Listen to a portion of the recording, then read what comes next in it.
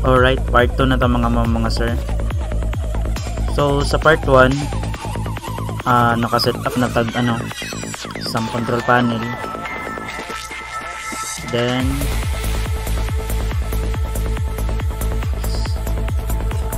sa part 2, mag-query na ta.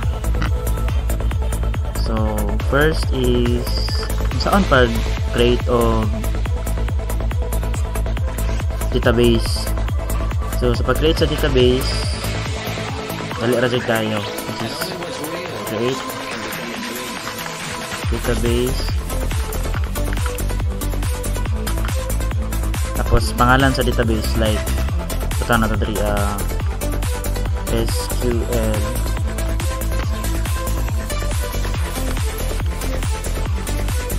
tut, tapos semicolon, then enter.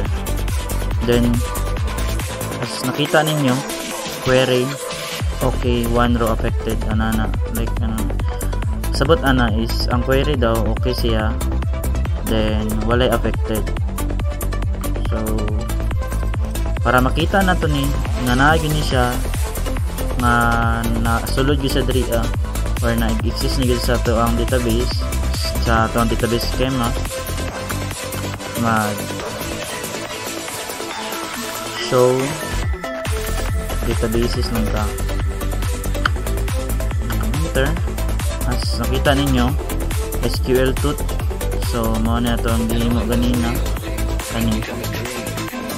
Then sa pag-delete dali ra, which is type lang nimo drop database, tapos pangalan sa database nga imong i-delete, like kani atong gibuhat SQL tut, tapos terminator, pag enter so nasulod ng query, then show databases, tanaw na to sa database schema na to kung naa pa ba siya or wala.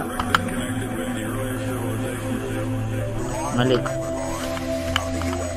natuklop na. Then as nakita ninyo wala na, SQL tutorial na siya. Then diri mauning ganina. So nga na ra siya kadali.